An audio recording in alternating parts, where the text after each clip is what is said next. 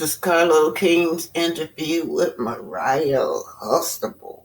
She said that she turned down the Real Housewife of Atlanta in order to go into business for her own self. Ended up producing Married to Medicine. Mariah Hustable tells her story. Worked the way it was supposed to. It had been seen too much. I'm sorry, go ahead, guys. Oh, no. I'm gonna let the girls know. So I'm gonna let y'all know about the hustler that Mariah Hook is. So Carlos King, working on Atlanta Housewife, I get a phone call, recasting. We found this woman, Mariah. Can you shoot a few scenes with her? Sure. Shot a few scenes with Mariah, with her beautiful sister Lake. And I called the executives and said, she's a no-brainer. Like, she needs to be on the show. And tell me if I'm wrong, Mariah, but I believe the issue was Mariah saw the agreement. I'm going to tell you what I was told, because we all wanted you, but you didn't want us. No. You know what? To be honest with you, that was not the case. You know what it was? I'm going to be perfectly honest with you. And I really did. My inspiration, let me be very clear, were people like you, Carlos, you and Princess and Nene, like what you guys had done was so amazing. So it wasn't that I didn't want you guys. It was that once I embarked on my journey to do my own, I wanted to, what it is. I felt like, I'm already close. Let me just see this thing through, even though initially there would have been more money, more notoriety, a better reach, infiltration. But once I started on my journey and I set my own goals, I just felt like I needed to see Married to Medicine through. Oh, no, I'm not mad at it. It was already a household. Well, sometimes I think back on that. Should I, would I, could I, no. Should I have done? No. But I felt like my steps were already ordered. Let me let them know. So I'm, of course, laughing when I say you don't want us. And to me, that's a big compliment, because as a Black person in this business, one thing I love, yes, you have choices, and there's freedom in choices. And one of my favorite moments from King Richard was when Venus Williams was offered $2 million if she signed with Nike before she played, and Venus knew her worth, and she said, "I'll wait this out because I want to be able to showcase my skills because I know I can get more of a bag." So Mariah turned down being on the show, guys, because she created her own show called Married to Medicine that she was pitching. So Mariah always believed in herself, believed in ownership. Real Housewives of Atlanta, especially at that time, because this was during season 4. Mariah, am I lying? It was the biggest show in Atlanta in the world. It was. But Mariah knew, as a Black woman, as a content creator, let me see this through something I created my way. So let the girls know about that. You know what? It was really hard. I'm not going to lie to you, because when people offer you a bag, and what they do is they come back with more money and more money and more money. We want it, but we, you know what? And the money is so good, but you're right. You said the key words, and I had the type of parents that told me to know your worth.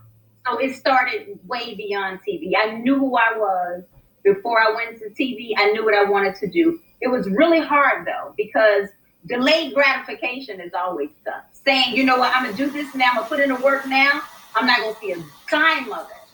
Because they were offering me much more than I received initially as a creator, executive producer, and star, or one of the stars of Married to Medicine. I actually would have made more just initially being on Real Housewives of Atlanta. And it's really, really important for people to know because you do have to give up something. It's a lot of sacrifices you make.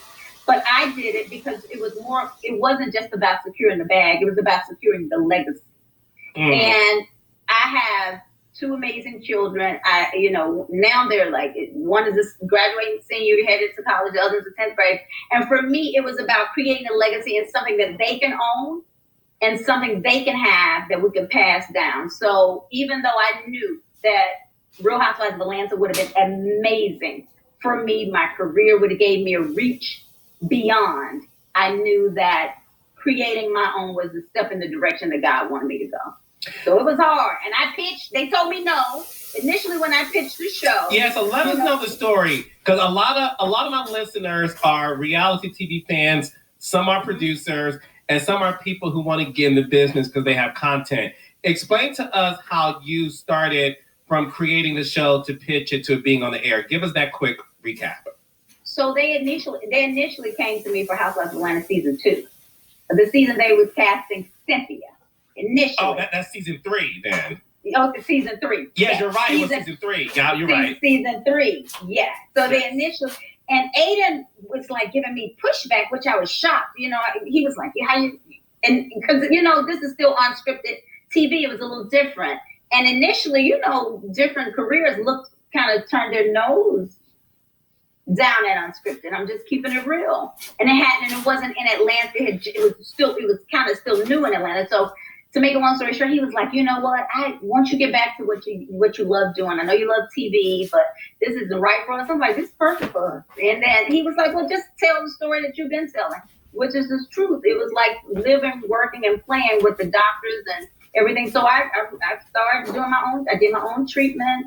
I was pitching. I had been pitching before then, once I seen the show, but I made it better once I saw Housewives and saw it evolve because you see the evolution of unscripted TV, like as it goes by. So I just kept pitching. They told me no. They told me they would initially, when I went to Bravo, they said they would never when I went to the production company, they said Bravo would never do a show that competes with one of the top shows on their network, which is Real Housewives of Atlanta.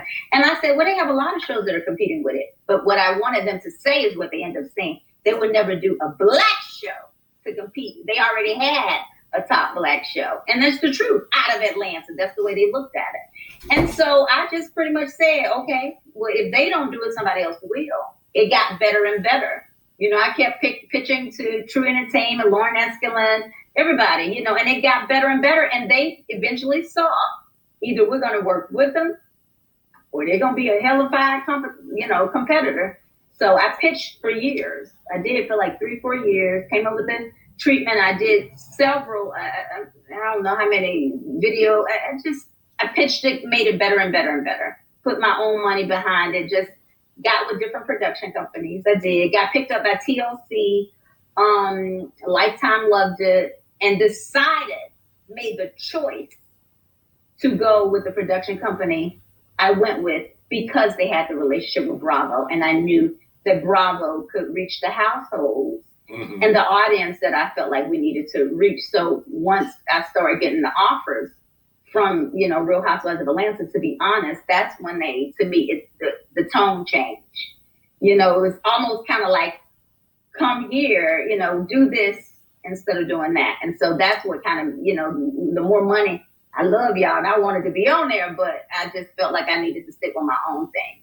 So no, and I think that was smart. That was smart because one thing I always tell people is, and it's what you said earlier, delayed gratification. And I think we live in a world right now where everybody wants it now. And one thing I always tell people, yes, people want the microwave success. They want to put it in the microwave, push a button, and have it come out smoking in 15 seconds. Where one thing you and I can both attest to, because you and I have known each other for years. You saw me hustle as a little small-time producer child on that show. And I started my company. Small time. Well, you know what I mean, child. Yeah. You have to sometimes fake it till you make it, child. Let the girls think you don't know what's going on, but you do. So. Right. That part. That part, right? That part. Play the game a little bit. Like we had to. Then they see you blow up. They're like, well, damn. Yeah, y'all was sleeping on me. But One thing about you that I always appreciated is you stood your ground, you created a show, and ended up on Bravo. What was it like when you realized Married to Medicine, a show you created, was a hit, but when we look at the credits, I don't see executive producer under Mariah's name. You know what? It hit me a little different. The first season, is when I was only like an associate producer on there. It hit me real different because you have to think, with my story, the whole reason why, my whole purpose was to see my name and to create a legacy and to see the credits meant everything to me. They really truly did. Because it's like a man loving you in the dark, but he don't want to bring you out in public.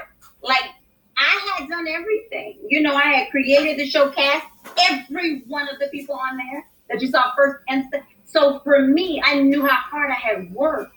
And to see, so it was really tough. It was really tough. And that's when I was like, hold up, wait a minute. And then took a step back, had to regroup and figure out the best way of approaching it without burning bridges and taking away from what I had worked to build. Because I think sometimes people do things to evoke emotion so that you cross yourself out. So I took a step back. It was really hard, though. When I saw all the work I had put into it, everything, and initially didn't see my name, because it meant everything to me. And I think sometimes people minimize it. And it comes so hard as a minority. Nobody gives you anything. Mm-hmm. So, for me, it was just a whole different level of disrespect, honestly, because I felt like I had worked hard. And people love to say, well, you didn't negotiate this. No, it don't work like this. Is a different type of industry. And people the corporations kind of bully their way and do whatever they want to do. So I feel like I had done everything right, to be honest with you. We've always crossed our T's and dotted our I's, had great legal team. So I was really, it was a lot. It was a lot, nonetheless. But the one thing I tell you I did right was being on the show, because initially I wasn't going to be on the show. The first time I shot the show, the first time I shot Married to Medicine, Doctor's Wife. So I wasn't on it. And everybody said, well, you're a doctor's wife. Why wouldn't you be on it? But see, I thought I would be biased, so I wasn't on it. No, and I can't imagine that show without you. And you are and I don't use this word lightly either. You are a star. So that is Mariah. And she's describing just her passion to create her own movement, and she did. She created Married to Medicine, but when she looked up, she didn't have her name on there as an executive producer. I don't know all the legal battles she had to overcome, but word is out in the street that she do get royalty from this show. This brings me to Martell. Word is out in the street that Martell has sold his little rights or his little part that came with Love and Marriage Huntsville.